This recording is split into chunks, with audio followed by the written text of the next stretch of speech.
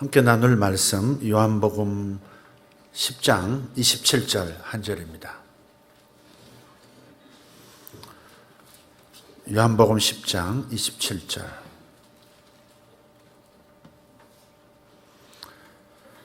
같이 읽겠습니다. 내 양은 내 음성을 들으며 나는 그들을 알리며 그들은 나를 따르느니라. 한 번 더. 내 양은 내 음성을 들으며 나는 그들을 알리며 그들은 나를 따르느니라. 아멘.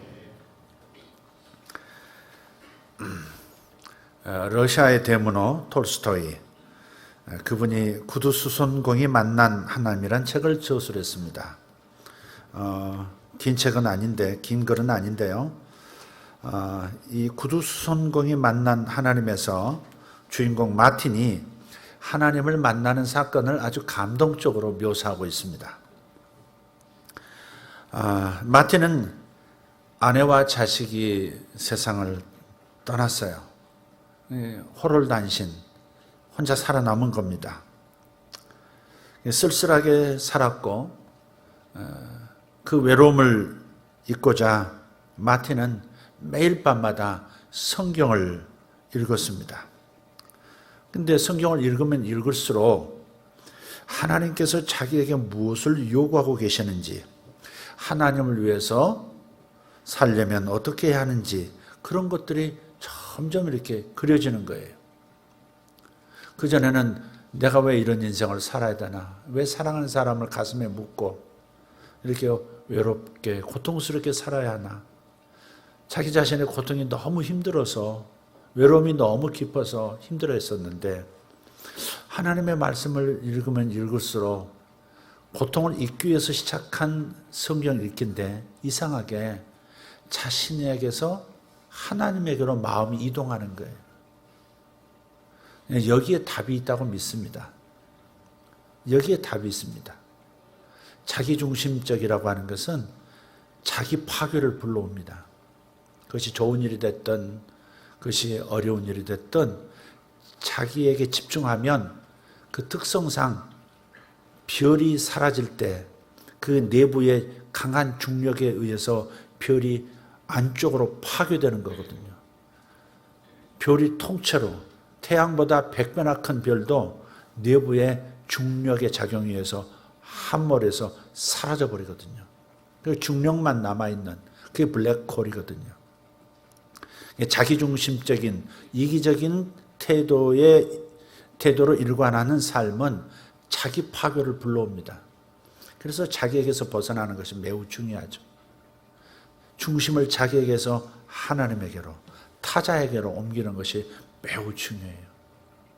근데 그 좋은 방편이 성경 읽기였던 거죠. 이 마틴이 성경을 읽다 보니까 이제는 자기 괴로운 것, 자기 아픔, 자기 미래에 대한 두려움과 불안과 외로움, 이것이 마음을 채우는 것이 아니라 그것은 점점 희미해져 가면서 새로운 태양이 뜨듯이 다른 생각이 자기를 사로잡는 거예요. 그게 바로 하나님께서 나에게 무엇을 요구하시는가? 어떻게 하면 내가 하나님을 위하여 살 수 있을 것인가? 이런 생각으로 가득하게 되더라는 겁니다. 그 어느 날 밤 성경에서 예수님께서 바리새인의 집을 방문하셨는데 그 바리새인이 예수님을 아주 소홀히 대접한 거예요. 아니, 이 땅에 오신 하나님이신데 예수님을 저렇게 소홀히 대접할 수 있나? 너무 안타까웠어요.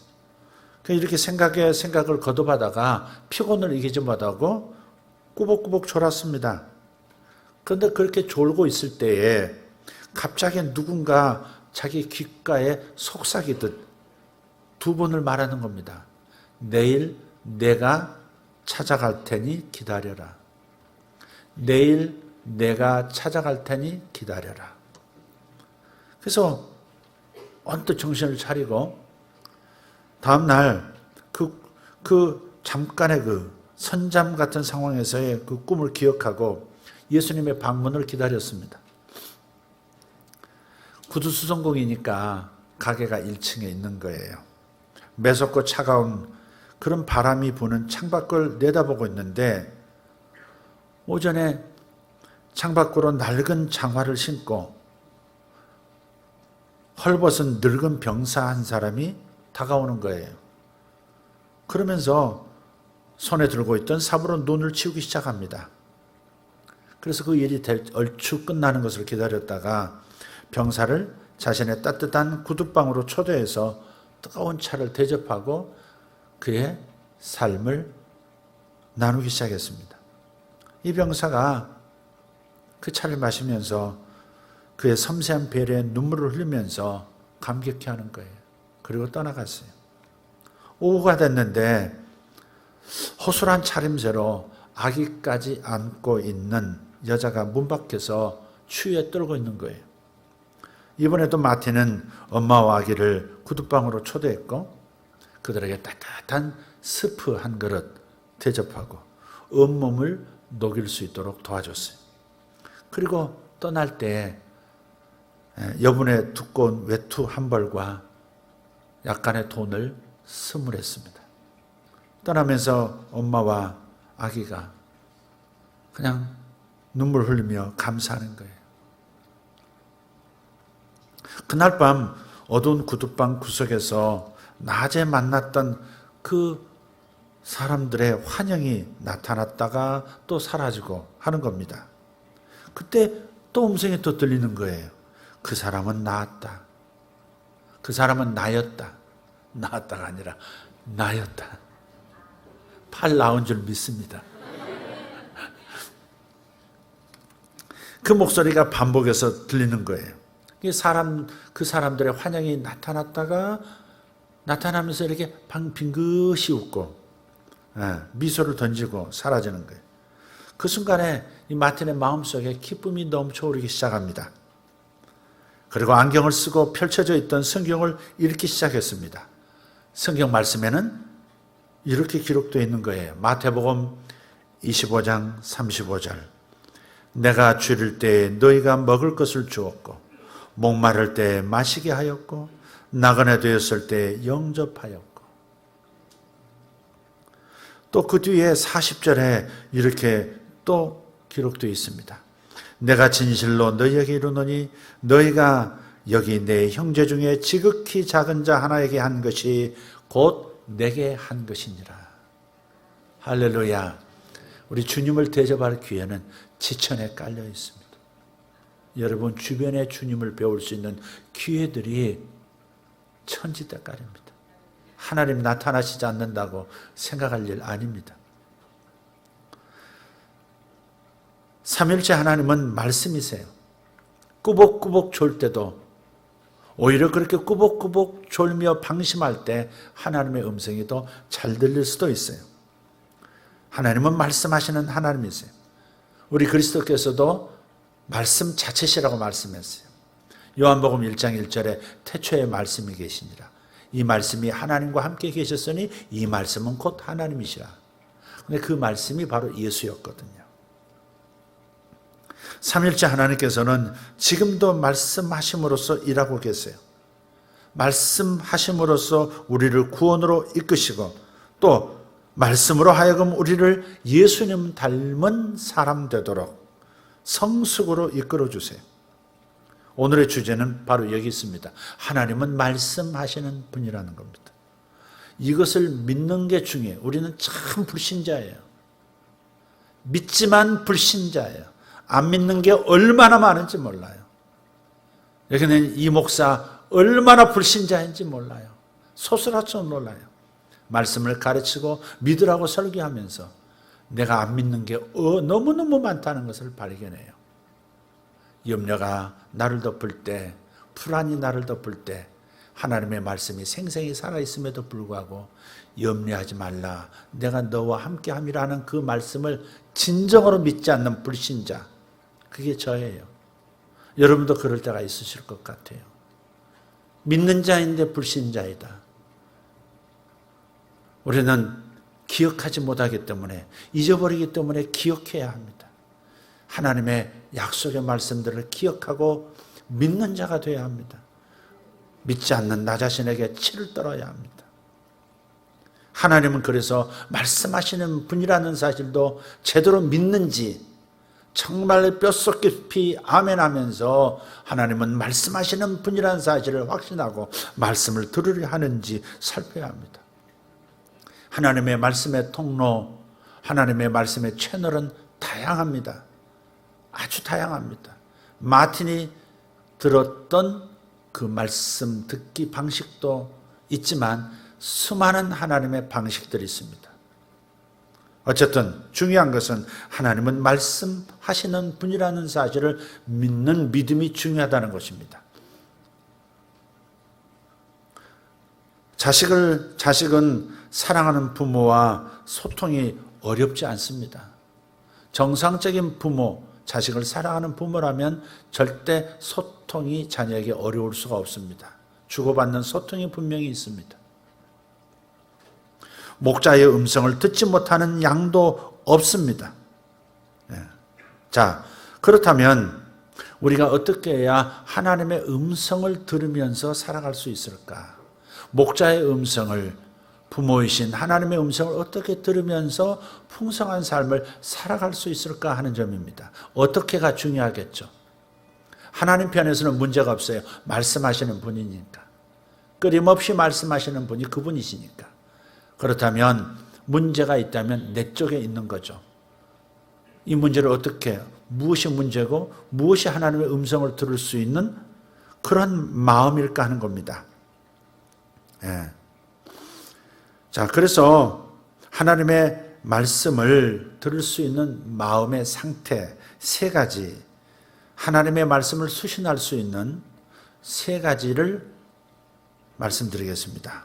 첫째는 하나님과 가까운 사이여야 하고 하나님을 가까이 하려고 해야 합니다. 내 양은 내 음성을 듣는다 그랬습니다. 남의 양이 내 음성을 듣는 게 아니라 내 양이 내 음성을 듣는다.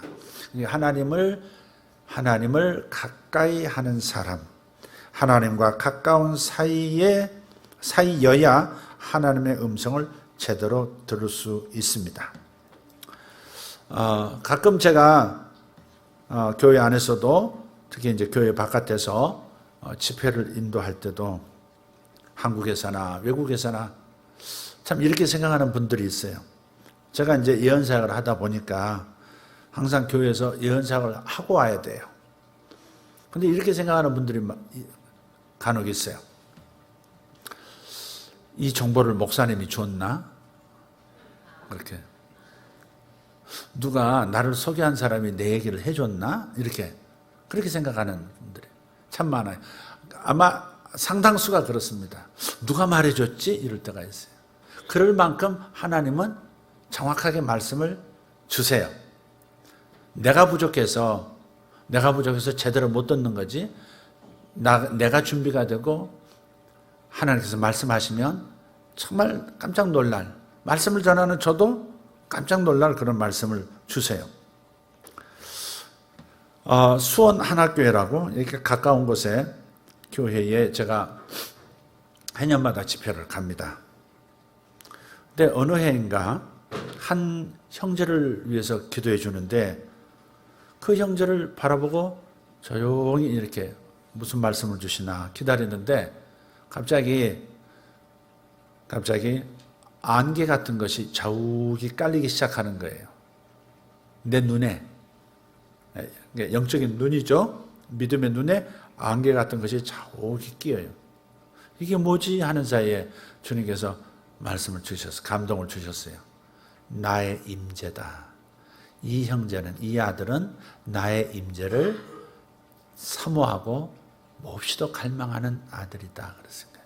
그래서 그대로 전했죠. 하나님의 입장에서 내 안에 계신 주님을 대신해서 통역해서 말씀을 드리는 거예요. 너는 나의 임재를 사모하고 구하는구나. 그래서 쭉 하다가 마지막에 로렌스 형제라는 이가 너의 인생 모델이다. 딱 끝났어요. 옆에서 담임 목사님이 자기 성도들에게 기도해 주는 것을 다 들으시거든요. 항상 들으세요. 그래야 본인도 어떻게 도와줄지 분별할지 아실 수 있으니까. 기도받고 그 형제가 일어서는데 그 형제는 별로 표정이 없더라고요. 근데 목사님께서 그러시는 거예요. 얼굴이 환해지면서 얘가 늘 입버릇처럼 말해요. 자기 인생 모델은 로렌스 형제라고 그러더라고요. 그래서 제가 아멘 했죠. 근데 이 로렌스 형제가 누구냐면 하나님의 임재 연습이라는 책을 쓴 이에요. 일기 형식으로 하나님을 만난 경험들, 하나님 음성 듣는, 하나님 임재를 경험한 이야기들을 기록했는데 누군가가 이제 편집을 해서 그 책을 완성을 시켰어요. 근데 이 로렌스 형제가 18살 때 경험한 신비한 사건을 그 책에 이렇게 기록하고 있습니다. 눈은 무릎까지 쌓였고 차고 매서운 바람이 부는 겨울날이었다. 로렌스 형제는 교회에서 집으로 돌아오는 길이었다. 그는 길을 걷다 나무 한 그루를 주목했다. 그때 갑자기 놀라운 환상이 보였다. 나뭇가지에서 고드름이 녹으면서 사라지기 시작했고 나무에는 생기가 돌았다. 그리고 잔가지마다 새싹이 돋기 시작하고 그 싹은 순식간에 새 잎으로 자라더니 그 이파리들 사이로 금세 사과가 열렸다. 사과는 하나같이 잘 익어서 탐스러운 붉은색을 뽐낸다. 로렌스 형제는 경외감에 쌓여 무릎을 꿇었다. 현실인가? 아니면 내가 꿈을 꾸는 건가? 하나님이 주신 환상인가? 앙상한 가지만 있던 나무가 울긋불긋한 잎으로 가득했다. 나무는 따뜻한 온기와 빛을 뿜어내고 있었다. 그의 가슴에서 시작된 온기가 온몸 전체에 퍼지더니 기쁨으로 변했다. 그는 크게 웃음을 터뜨렸다. 잘 익은 사과가 나뭇가지에서 떨어지더니 눈 속으로 인해 사라진다. 갈색으로 변한 잎들도 바람에 날려 떨어졌다. 나무는 다시 검게 변했고 새어 나오던 빛도 사라졌다. 이제는 눈 덮인 앙상한 나무가 원래 모습대로 서 있었다. 하나님이 그에게 무언가를 보여주셨다는 느낌이 들었다. 그는 모든 것이 환상임을 알고 있었다. 그리고 직감으로 사계절을 거친 나무처럼 자신에게도 변화가 시작되리라는 것을 감지했다. 하나님이 자신을 향해 웃으시면서 무언가를 말씀하시고 보여주셨다는 희망에 가슴이 벅찼다. 그는 꿇었던 무릎을 일으켜 일어나서 부모님이 기다리는 집을 향해 걸었다. 여전히 기쁨이 가득해 웃음이 터져 나왔고 하나님의 임재로 인한 온기로 마음이 따뜻했다. 이 환상이 정확하게 어떤 의미인지 알 수는 없었지만 한 가지는 분명히 마음에 남았다. 이 느낌이 끝나지 않았으면 하는 마음이 간절하다는 것이었다. 그 순간부터 그는 평생 하나님의 임재 가운데 걸어가기를 굳게 결심했다. 이날의 생생한 체험은 그에게 평생 하나님과의 친밀한 관계를 추구하는 강력한 동기가 되었다. 하나님과 가까운 사이여야 하고 하나님을 가까이 하려는 마음, 이것이 바로 하나님과 친밀함을 만들어냅니다. 친밀함은 매우 중요하죠. 부부 사이는 많은 사람들 속에서 눈빛만 교환해도, 말하기 어려워서 눈빛만 교환하고 눈빛을 교환하지 않아도 어떤 표정만 하나 지어도 무슨 뜻인지, 뭘 요구하는지를, 어떤 상태인지를 알게 되어 있습니다. 여러분 그렇죠?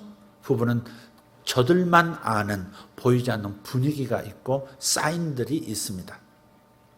하나님의 사인, 하나님의 시그널을 잘 수신하기 위해서는 하나님과의 친밀함이 필수적인 전제 조건이 된다는 말씀입니다. 친밀함이 없이는 하나님의 음성을 제대로 들을 수 없습니다. 친밀함은 갑자기 생겨나는 게 아닙니다. 오래 함께 사는 그 과정에서 생겨나는 것이 바로 친밀함입니다. 어느 날 갑자기 생기는 게 아니에요. 어느 날 영감이 임해서 갑자기 생겨나는 게 아닙니다. 친밀함이라고 하는 하나님과 가까운 사이, 가까이 가려는 마음, 다가오시는 그분의 가까이 하려는 마음을 느낄 수 있는 이 친밀감은 오랜 시간이 필요해요. 친밀함은 그래서 호세아서 6장 6절에서 잘 설명하고 있어요.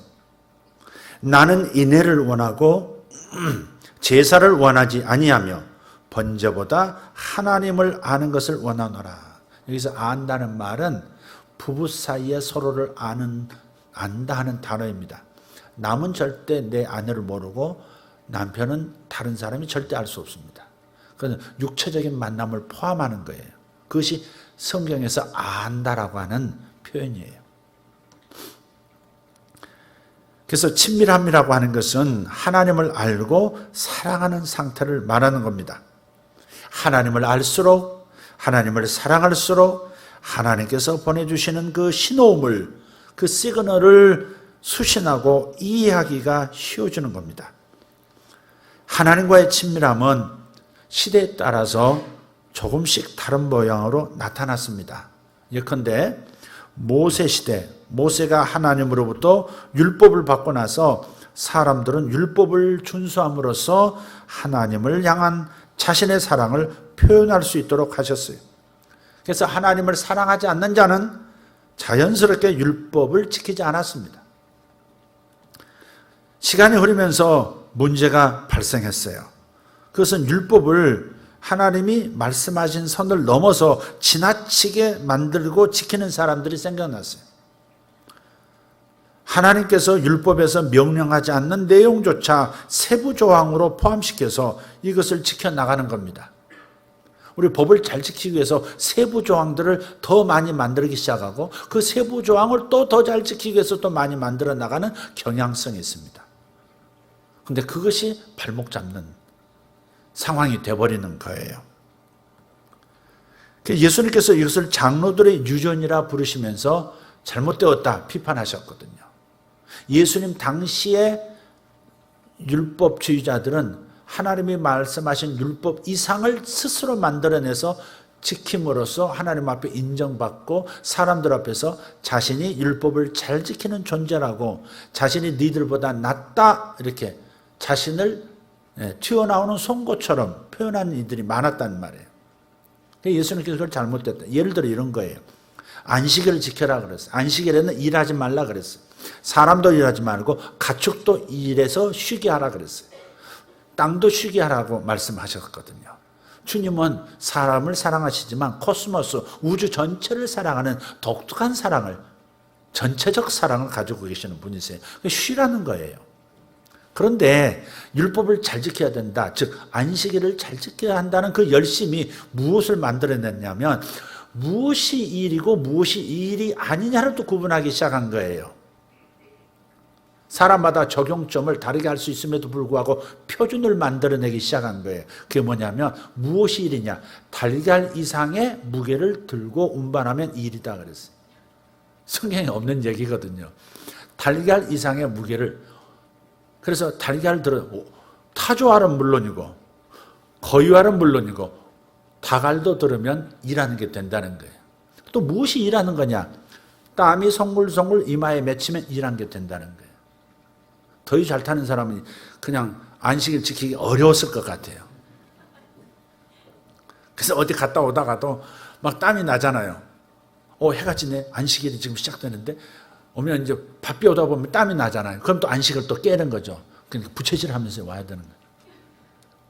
그러니까 주님께서 이것을, 이게 장로들의, 이 하나님의 율법이 아니라 장로들이 만들어낸 전통이다 그렇게 말씀하시고, 그거 지킬 필요 없다. 그거 지키느라고, 그거 잘 지키면 자랑거리 되고 안 지키면 정죄하고 이거 못된 거다 이렇게 말씀하셨어요.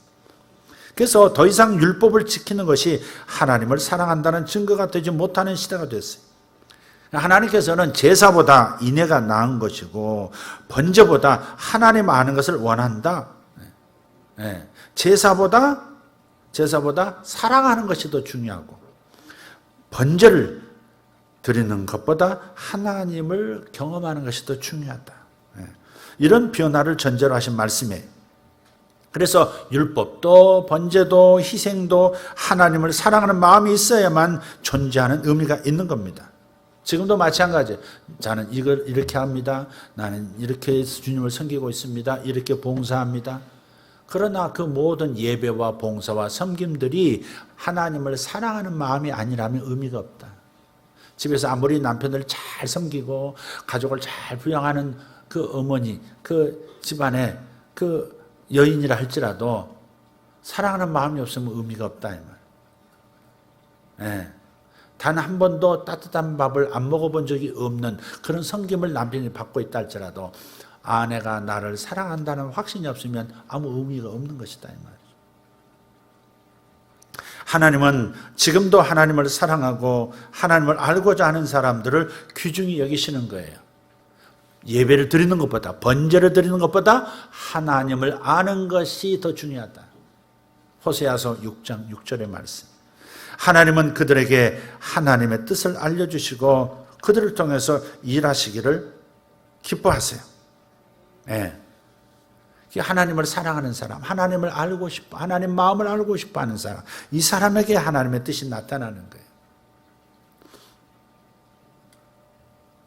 하나님과의 친밀한 관계가 형성되어 있지 않다면, 하나님을 가까이 하고 싶어 하는 그런 하나님을 사랑하는 마음이 형성되어 있지 않다면 하나님께서 보내시는 그 신호도 없고 그 시그널에 관심도 없을 뿐 아니라 받을 수도 이해할 수도 없는 겁니다. 친밀함이 없으면 가끔 그럴 때가 있어요. 저도 친밀함을 놓칠 때가 있어요. 많은 사람들이 모인 곳에서 아내는 너무 지금 힘들다 하는 신호를 보낼 때가 있어요. 그럴 때가 있잖아요. 빨리 자리에서 일어났으면 좋겠는데 계속 이러고 있는 남편 점점 몸은 아프고 이러는데 눈치 못 채는 되게 남자들이 둔하잖아요. 저도 남자라 집에 와서 그렇게 신호를 보내는데 모르냐고, 그렇게 신호를 보내는데도 모르느냐고 그렇게 나한테 좀 하소연을 할 때가 있었어요. 그래요.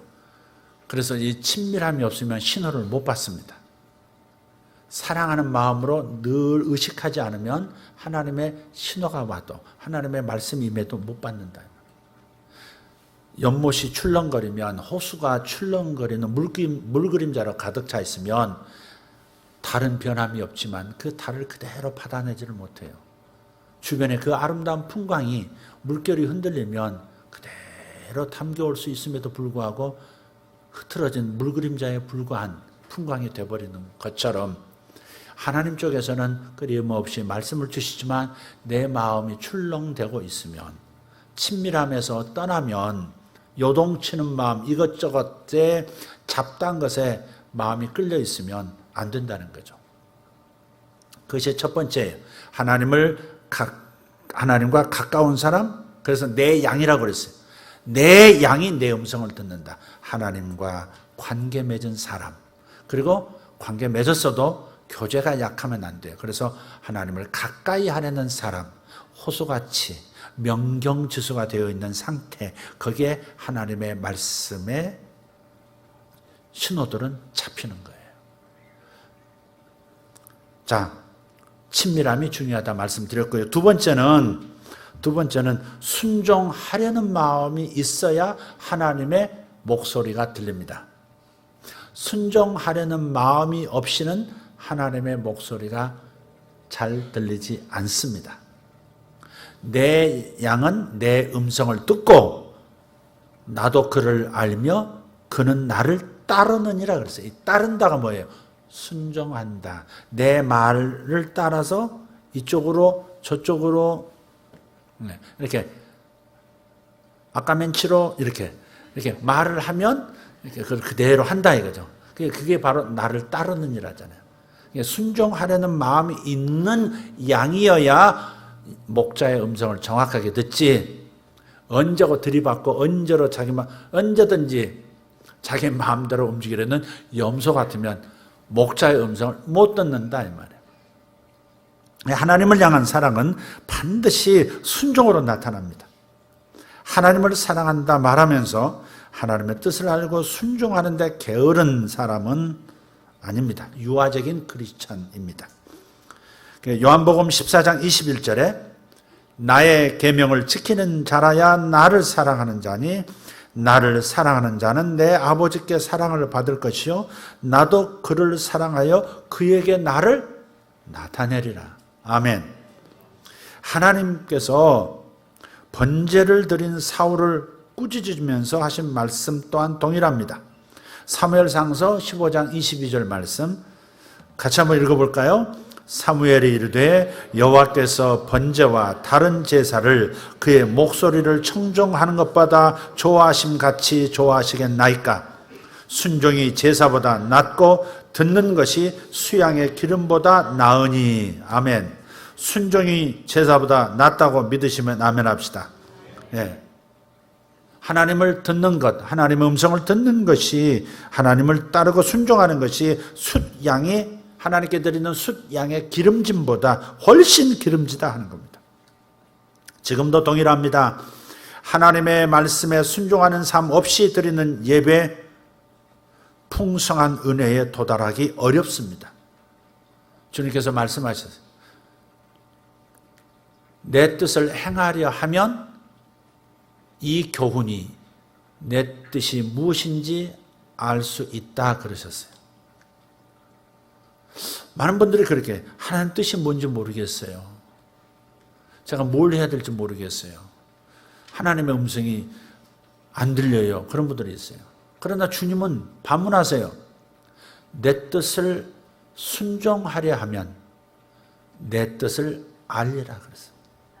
순종하려는 마음이 없이 내가 원하는 내 욕망만을 주장하기 때문에 하나님의 뜻이 중요한 게 아니라 내 뜻이 더 중요하기 때문에 하나님의 음성은 들리질 않고, 들려도 곡해하고 오해하고, 그래서 하나님의 음성조차 남용하게 되는 겁니다. 그래서 실수하게 되는 거예요. 타락의 본질은 불순종입니다. 그죠? 타락의 본질은 불순종에서 시작한 거예요. 피조물이었던 사탄이 어느 날 하나님의 통치받는 것을 거부하셨어요. 하나님은 왕이시다라는 말은 통치자시다 그 말이고, 나는 그분의 통치를 받는 그분의 백성이다 그런 뜻이에요. 근데 사탄이, 이 천사였던 사탄이 하나님의 통치대로 존재하는 것을 거부하기 시작한 거예요. 교만해진 거죠. 스스로 하나님이 되고 싶었어요. 천사도 내 인생은 나의 것, 그런 거예요. 그래서 하나님을 배반합니다. 사탄은 역시 사람들도 자기처럼 하나님을 배반하기를 원했습니다. 그래서 그를 부추겨요. 창세기 3장 5절에 너희가 그것을 먹는 날에는 너희 눈이 밝아져서 하나님과 같이 되어 선악을 알 줄을 하나님이 아심이니라. 하나님 같이 될 수 있어. 너도 하나님처럼 될 수 있어. 너도 네 스스로 노력하면 니르바나, 열반에 이룰 수 있어. 너도 붓다가 될 수 있어. 너도 초월적 존재가 될 수 있어. 신이 따로 필요 없는 내 자신이 붓다고, 내 자신이 우주고, 내 자신이 신이야. 너는 아직 각성하지 못한 신이야. 그렇게 말하는 수많은 그러한 종교적 가르침들, 굉장히 위험스럽죠. 그게 어디서부터 나왔어요? 사탄의 배후에 있는 것이고, 자신이 교만해서 하나님 스스로 하나님 되려 했던 그 위치에서 쫓겨나 마귀가 되고 사탄이 된 거 아니겠어요? 그것을 인류에게도 심어주어서 하나님을 대적하고 등진 존재들이 되도록 하나님의 저주가 임하도록 하는 것이 사탄의 계획이에요. 그래서 하나님을 거부하는 겁니다. 신을 부담스러워하게 만들고 하나님에게서 등을 돌리는 인생이 자유로운 인생이라고 속이는 겁니다. 나무는 흙에 머물러야 합니다. 물고기는 물속에 머물러야 생명을 유지할 수 있습니다. 그런데 물고기도로 땅으로도 나가서 살아보라고 말하는 거죠. 너는 땅으로 나가서도 존재할 수 있는 존재야. 왜 물 안에 고기야? 너는 땅의 물고기도 될 수 있는 거야. 왜 너는 흙에서만 머무는 존재야? 물속에서도 너는 나무일 수 있어. 자기 자리를 이탈하게 만드는, 피조물이 피조물의 위치를 떠나서 신의 영역으로 스스로 접어들려고 하는 이 무모함, 불가능한 것을 가능하다고 말하는 이 속임수에 넘어가서 사람도 하나님을 배신하고 타락한 거예요. 자, 하나님은 말씀하셨어요. 이미 나는 너를 위해서 모든 것을 준비했다. 하늘도 땅도 과일들도 채소도 네가 불필요하다고 생각하는 그 모든 것들까지도 사실은 다 너희를 위한 거야. 그래서 하나님께서 천지를 창조하실 때 인간을 맨 나중에 창조하신 거예요. 6세 동안 모든 것을 만드시고 그리고 맨 마지막에 인간을 만드셨다는 것은 그게 뭐예요? 우리가 살아갈 조건을 다 준비해 놓으시고 그 다음 우리를 마치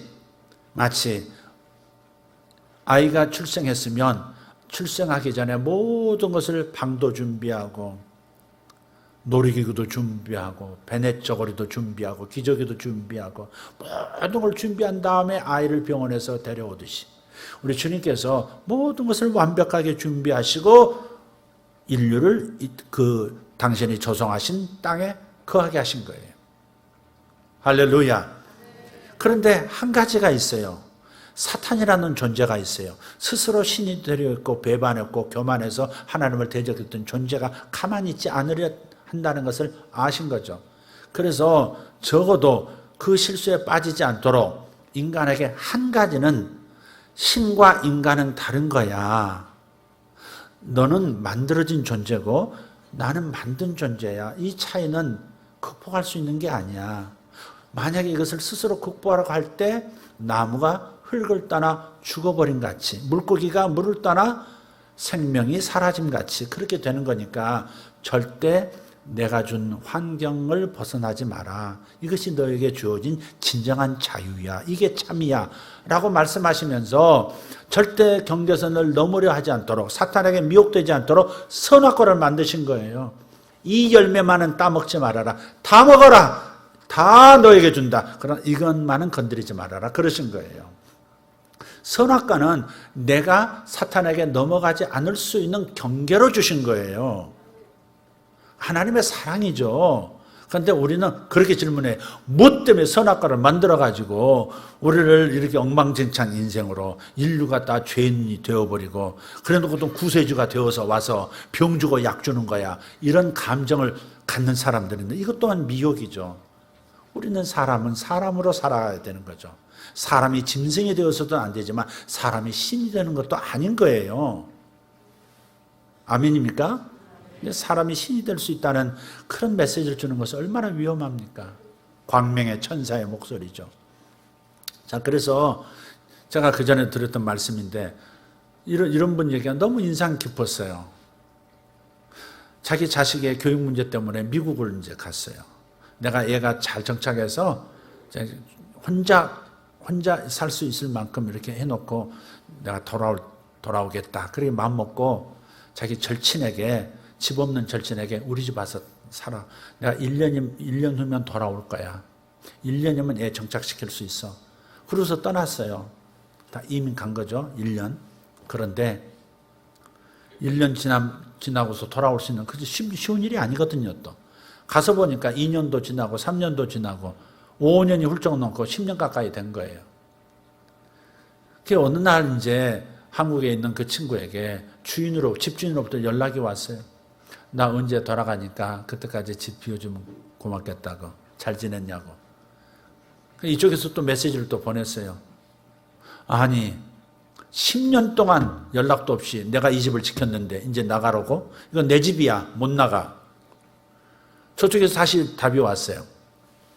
내가 너한테 한 달에 1,000원씩만 받았어도 네가 그런 말 못 할 텐데. 답이 그렇게 온 거예요. 무슨 말이에요? 집주인이 누군가를 끊임없이 상기시켜 줄 수 있는 무언 제도가 있었으면, 무언 장치가 있었으면 네가 그렇게 악한 마음 먹지 않을 텐데, 탐욕에 빠지지 않았을 텐데. 그렇게 탄식하는 거예요. 하나님께서 선악과를 두셨다는 것은 우리로 하여금 사탄에게 넘어가지 않게 하려고 하는 것이지 사탄에게 넘어가게 하려고 믿기 놓은 거 아니다 이 말이에요. 그렇게 생각하시면 하나님의 그 사랑을 이해하지 못한 거죠. 그런데 결국은 사탄의 미혹을 받아서 불순종, 따먹지 말라는 것을 따먹어버렸다 이 말이죠. 그걸 특별한 열매라고 생각하지 마십시오. 주님이 포도를 가리켜서 이게 선악과야, 이건 먹지 마 하면 그게 선악과 되는 거예요. 하나님과의 언약을 표징하는 거니까. 열매 자체가 악해서가 아니라 하나님의 언약이 있기 때문에 그걸 범하면 죄가 되는 것이고 선악과가 되는 거예요. 어쩌면 선악과가 포도가 아니었을까 이런 생각도 해보는 바입니다. 또 그렇게 주장하는 분도 봤어요. 자, 타락의 본질이 불순종이라면 구원의 본질은 뭘까요? 순종하는 거예요.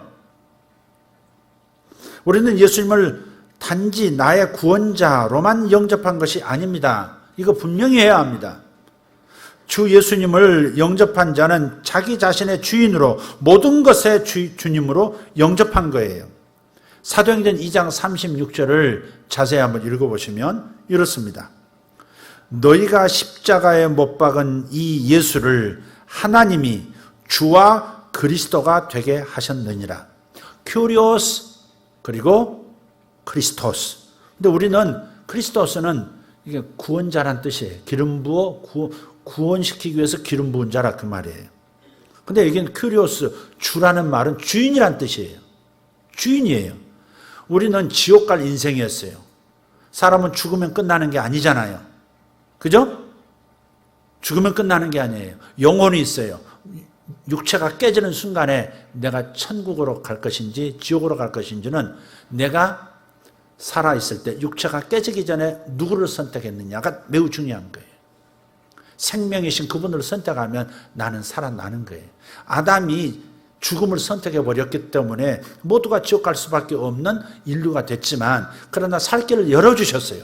예수께서 대신 우리 죄를 십자가에서 대신 지시고 죄값을 치르시고 이제 내가 너희를 위해서 십자가에서 대신 저주받았어. 그러니 나를 믿고 내 생명 가져가. 이렇게 말씀하시는 것을 믿고 받아들이면 죽어도 천국을 들어가는 것이고 받아들이지 않고 믿지 않고 받아들이지 않으면 그냥 본래 가기로 된 대로 지옥으로 떨어지는 겁니다. 사람은 영혼이 있잖아요. 그러니까 영생에 대한 기대가 있는 거예요.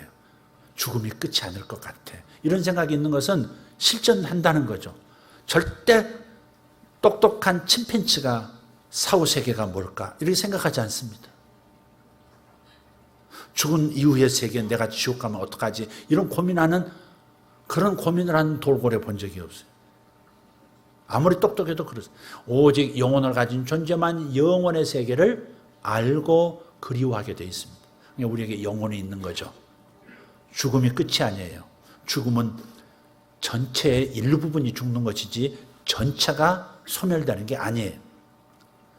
자, 따라서 우리가 영생에 들어가는 데 있어서 그리스도이신 나를 대신해서 죄값을 치러주신 예수님을 영접하고 하나님의 자녀가 되는 것, 이게 좀 중요하지만 그러나 주와 그리스도로 삼으셨다는 말을 놓쳐서는 안 돼요.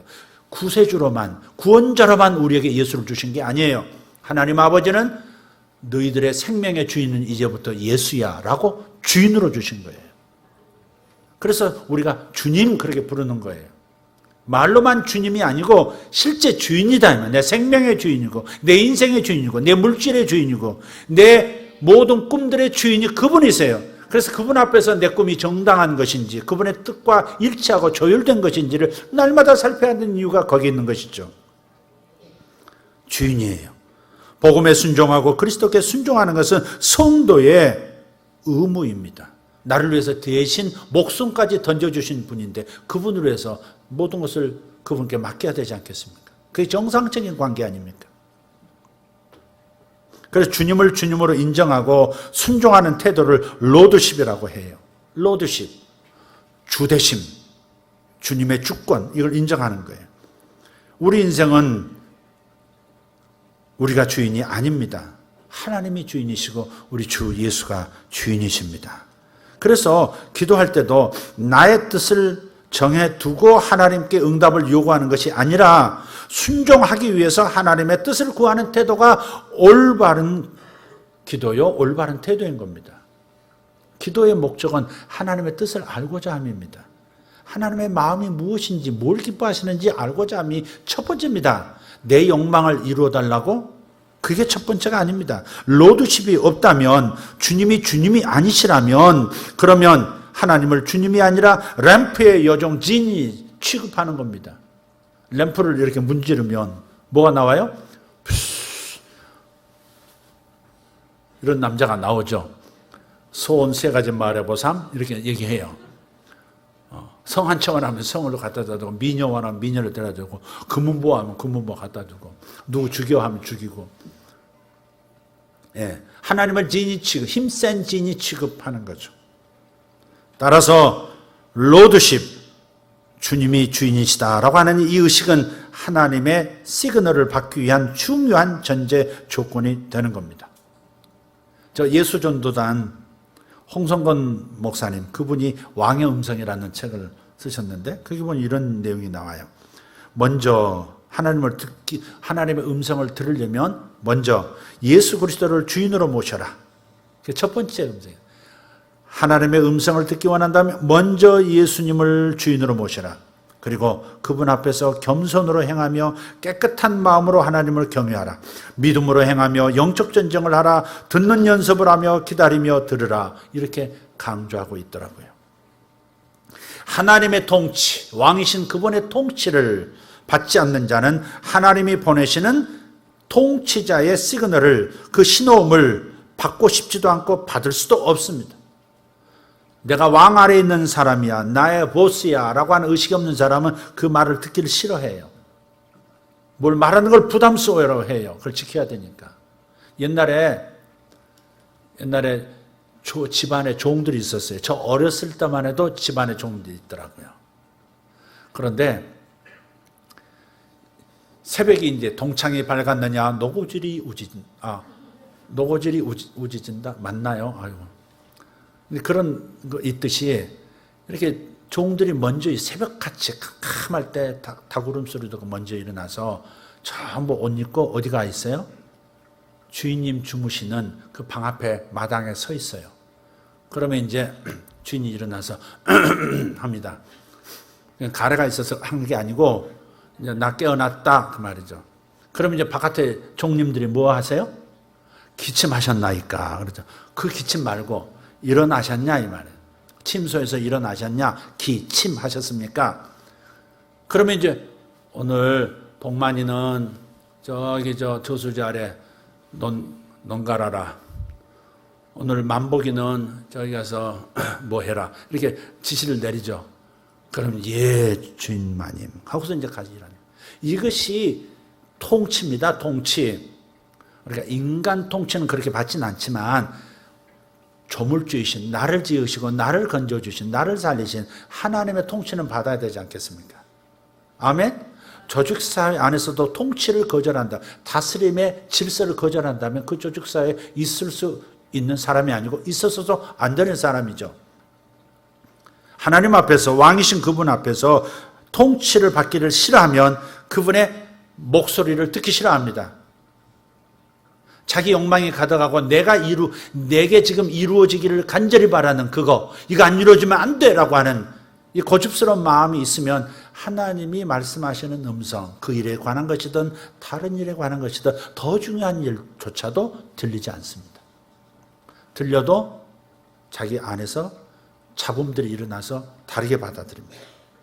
타락의 본질은 하나님의 통치권을 거부하고 자기 통치권을 주장하고 그래서 순종하지 않습니다. 하나님의 신호를 받는 것은 하나님의 통치를 받는다는 의미이기 때문에 속일 수가 없어요. 하나님의 신호를 받지 않는 사람은 하나님의 통치 아래 있지 않다는 의미입니다. 자, 2가지 하나님의 음성을 잘 들을 수 있는 2가지 마음 상태를 말씀드렸습니다. 첫째는 하나님과 가까운 사이여야 하고 하나님을 또한 가까이 하려고 하는 마음. 2번째는 친밀을 말했고 2번째는 순종하려는 마음으로 귀를 기울여야 합니다. 순종하려는 마음 없으면 귀를 기울이지도 않을 뿐더러 순종하지 않는 마음을 가지고 귀를 기울여봐야 잘못 들려지게 되어 있습니다. 팔당 때문에 물이 아무리 맑아도 내 집까지 오는 파이프가 녹슬었으면 녹물이 나오듯이, 먹을 수 없는 물이듯이 그렇게 되는 거죠. 자, 마지막 한 가지. 자, 침묵하며 기다릴 줄 아는 마음입니다. 침묵하면서 기다려야 합니다. 그냥 기다리는 게 아니에요. 침묵하셔야 돼요. 세상 만사 모두 때가 있습니다. 말할 때 있고 침묵해야 할 때가 있습니다. 두 친구가 만나서 대화하는 거 한번 상상해 보세요. 근데 한 친구는 열심히 무엇인가 말을 하고 있고 한 친구는 재미있다는 듯이 귀를 기울여 경청하고 있습니다. 그리고 맞장구를 치면 맞아. 이 장면이 있습니다. 또 다른 장면 한번 상상해 보세요. 자, 두 친구 모두 열심히 침을 튀겨가면서 얘기를 하고 있습니다. 계속 서로 막 총을 쏴댑니다. 자기 말만 하고 있는 거예요. 둘 다 상대방 얘기는 전혀 듣지 않고 관심도 없습니다. 이것을 우정 가득한 관계라고 볼 수는 없습니다. 아무도 듣지 않고 말하는 이만 있는 겁니다.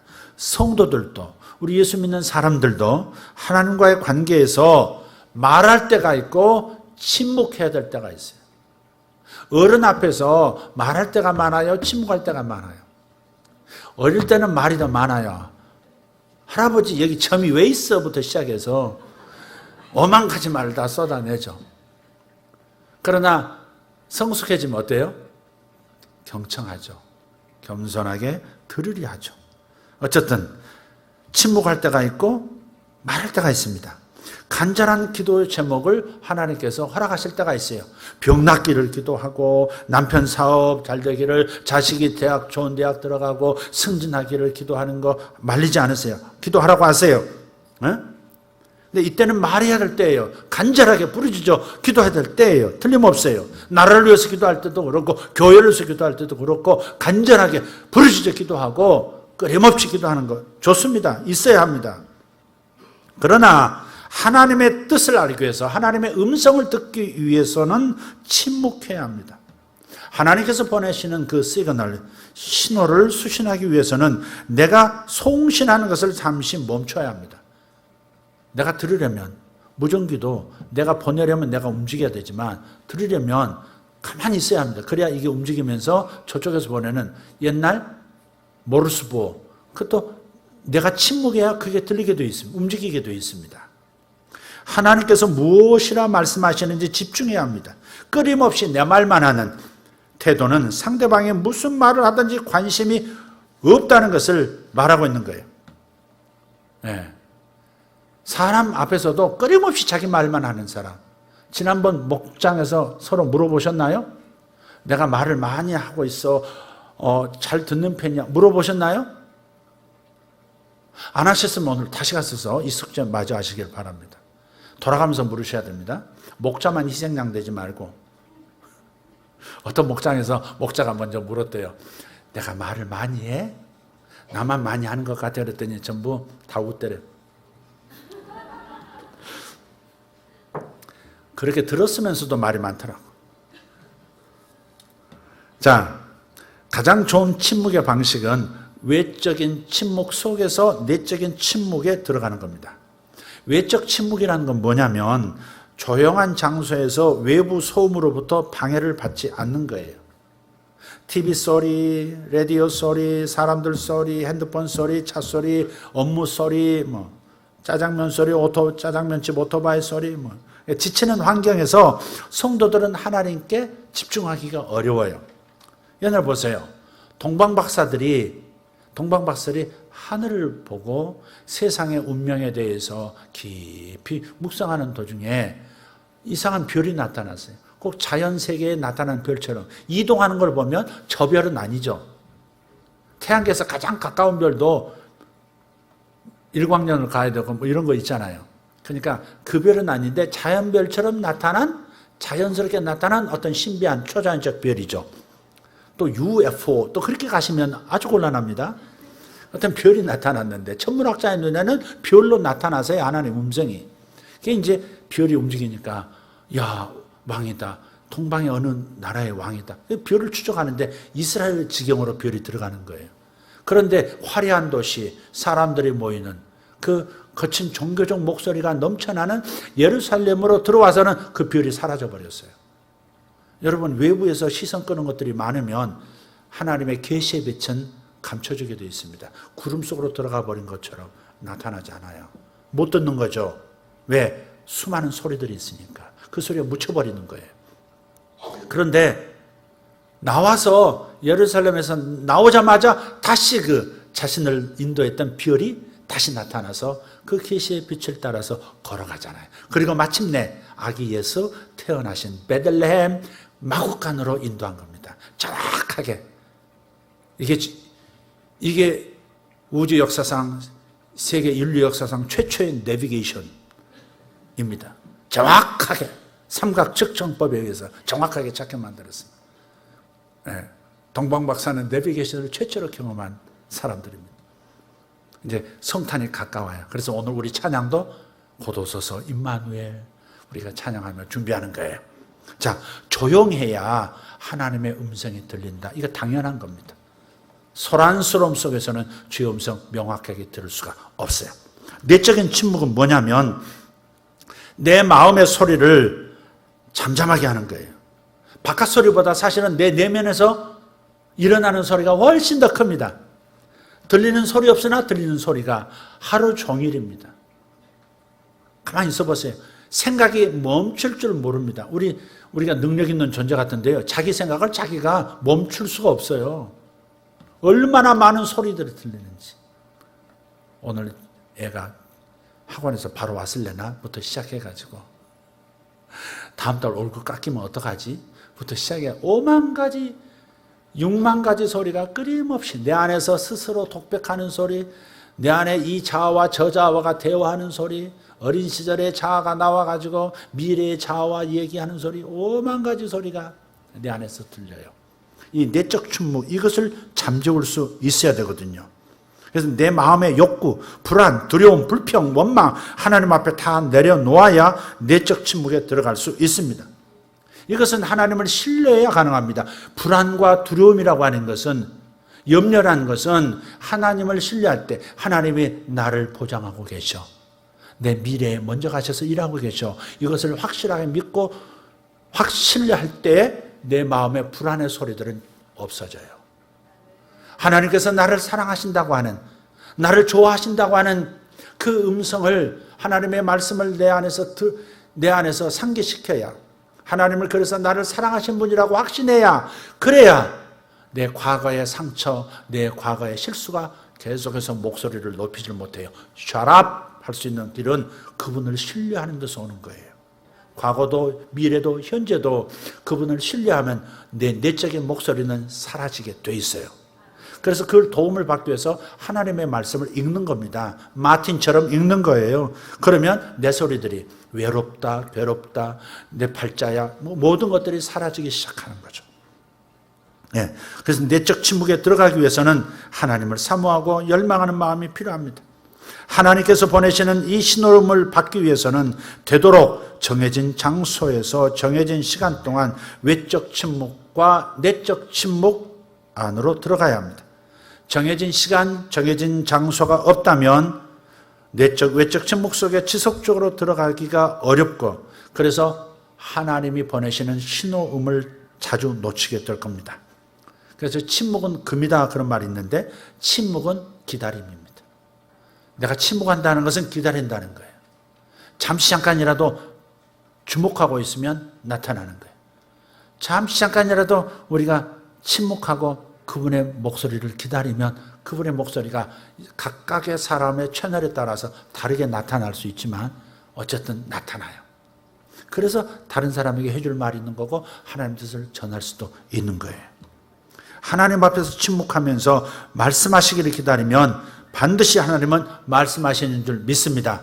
내 양은 내 음성을 듣나니, 내 양은 내 음성을 듣나니. 우리가 하나님 앞에서 한결같이 기다린다면, 오지랖 떨지 말고 한결같은 마음으로 기다린다면 하나님의 시그널을 놓치지 않고 정확하게 수신할 수 있게 될 것입니다. 복잡해지면 안 돼요. 소리를 죽이는 침묵, 외적 내적 침묵을 먼저 가져와야 돼요. 그러면서 기다려야 되는 겁니다. 2011년도 하나님께서 주신 신호음이 있었어요. 하나님의 음성이 있었어요. 그것은 올해 북한에 급변사태가 일어난다. 그 급변사태는 김정일의 죽음이다. 그래서 김정일 죽음 얘기했는데 성질나면 간첩일 가능성이 매우 많습니다. 김정일이 죽을 것이다. 그런데 이것이 내가 북한을 위해서 기도하고 있기 때문에, 통일을 위해서 기도하고 있기 때문에 보여준 것인가? 들려진 것인가? 내 스스로 지금 착각한 건가? 녹물이 섞여서 나온 건가? 그런 생각을 했어요. 그래서 정확하게 다시 한번 확인할 필요가 있었어요. 근데 여기서는 집중이 잘 안 되는 거예요. 맞을 수도 있고 틀릴 수도 있고, 내 목소리 같고 하나님 목소리 같기도 하고 헷갈리는 거예요. 그래서 좀 더 조용한 장소를 찾고 싶었어요. 오직 몰두할 수 있는 거. 그래서 비행기 티켓을 끊었어요. 어디로 갔느냐? 얀벤 갔어요. 얀벤, 연변. 압록강, 두만강이 보이는 얀벤으로 갔어요. 그래서 3일을 묵었습니다. 거기서. 3일을 그 연변에서 묵었어요. 김서월 씨 생가도 가보고 왔다 갔다는 했지만 그래도 그곳에서는 내가 고요함을 찾을 수 있었어요. 그리고 압록강, 두만강 앞에서 북한 땅을 스키도 하죠. 그리고 세 번째 날 돌아오기 바로 전날 밤에 다시 한번 하나님 말씀을 주셨어요. 맞다, 그는 올해 죽을 것이다. 그때 그는 건강이 회복돼서 아주 좋은 상태였고 해외도 나가고 순방하고 그랬던 때입니다. 중국도 갔다 오고. 그래서 그 사실을 확인을 했기 때문에 또 정부기관에 또 알렸고 또 많은 아는 분들에게 알렸고 그리고 그것을 기다렸죠. 사람 죽는다는 게 좋은 일은 아니죠. 그러나 하나님께서 하신다고 말씀하시면 하는 겁니다. 그리고 3개월 후에 그때 9월이었었는데 연변에서 말씀이 9월에서 11월 달 그가 세상을 떠났어요. 그래서 저는 하나님이 말씀하시는 것이 분명하다면 저는 거기에 집중합니다. 그리고 기다립니다. 말씀하셨으니까 된 거죠. 더 이상 손댈 거 없어요. 하나님 말씀하시면 된 거 아닙니까? 통치자께서 결정하셨으면 끝난 거예요. 한반도 통일 방식도 하나님 말씀하셨기 때문에 여러분에게 말씀을 드리는 거예요. 제가 대통령이 세워질 때마다 하나님 음성 들은 게 아닙니다. 이명박 정권 지금 돌이켜서 그분이 감옥에 계시지만 그때 당시 하나님께서 말씀을 주셨어요. 이명박 MB가 이번에는 대통령이 돼야 한다. 분명히 말씀하셨어요. 네. 저쪽도 아니고 이쪽도 아니고 MB가 돼야 된다. 그래서 제가 역할을 하는 비하인드 스토리도 있습니다만은 어쨌든 간에 그분에게 이제 말씀도 감옥 안에 계신 그분에게도 말씀을 드렸어요. 이런 비하인드 스토리가 있었습니다. 그래서 당신 대통령 된 겁니다. 그렇게는 얘기 안 했지만 살짝 암시했죠. 그때 하나님 말씀하셨어요. MB가 돼야 하는 이유는 무엇이냐? 북한에 큰 변동이 있을 것이기 때문에 그렇다는 거예요. 네. BK도 아니다. 박근혜. MB다. 그렇게 말씀하셨거든요. 하나님께서 MB 이렇게 영어로 말씀하지 않으셨어요. 그래서 그 이유가 있다면 그가 맡는 때보다 이 사람이 맡을 때 그 일이 일어나야 큰 문제가 없다. 이렇게 말씀하신 거예요. 그래서 그렇게 저는 글을 찍었었고 그가 대통령이 또 되기도 했어요. 내가 찍어서 된 건 아니에요. 어쨌든 하나님이 하셨어요. 근데 지금 다 이유를 알 수는 없지만은 그가 됐어야 한 이유 중에 가장 중요한 이유가 그거였다는 거예요. 저는 그거 하나만 가지고 나는 그를 선택했어요. 지금 이 상황은 한번 생각해 보세요. 앞으로 통일의 방식은 분명히 수년 전, 오래전부터 말씀드렸어요. 그 김정일이 죽었던 해부터 제가 말씀드렸어요. 어떤 일이 벌어질 것인가 말씀 다 드렸죠. 동북아시아의 어떤 큰 국가들 사이에 전쟁이 있을 것이다. 그러는 사이에 중국이 북한을 관리하지 못할 것이고 그때에 북한 내부에서 쿠데타가 일어날 것이고 그 예후 장군이 모든 것을 정리할 것이다. 동상 하나까지도 다 정리할 것이다. 그리고 완전히 텅 빈 상태에서 우리 민족끼리 진짜 통일해 봅시다라고 하는 그래서 남한 주도의 통일을 요구할 것이다. 분명히 그렇게 말씀하셨기 때문에 저는 그것을 바라보는 거 저는 지금 현재 남북한의 여러 가지 변화들 좋은 변화들 또 불안한 변화들 이 모든 변화들 상관이 없습니다. 솔직히. 자, 그에 대해서 이런 내 의사, 내 개인적인 성향을 얘기하기도 하지만은 제가 초점을 두고 있는 것은 하나님이 말씀하신 거에 대한 하나님의 약속에 대한 굳건한 믿음입니다. 그래서 일희일비하지 않습니다. 일이 일비하지 않습니다. 여러분도 그래 주기를 바랍니다. 우리 교회를 그런 교회로 부르셨으니까, 하나님의 음성을 따라서 중보기도하는 교회로 불러주셨으니까 여러분은 그렇게 기도하시면 되는 겁니다. 할렐루야. 자, 제 얘기를 좀 길게 했습니다만은, 하나님의 음성은 하나님의 양이라면 다 들을 수 있습니다. 내가 왜 못 듣고 남에게 의존만 하느냐? 여러분이 듣는 귀, 듣는 마음을 개발하지 않기 때문에 그렇습니다. 하나님을 가까이 하려는 친밀한 관계를 만들려고 하지 않은 채 음성만 들으려고 하기 때문에 안 들리는 겁니다. 친밀한 관계부터 구하십시오. 순종하려는 마음부터 가지십시오. 그리고 침묵할 때 침묵하고 언제까지라도 기다리겠다는 마음을 가지십시오.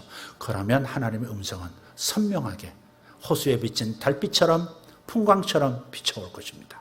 기도하겠습니다.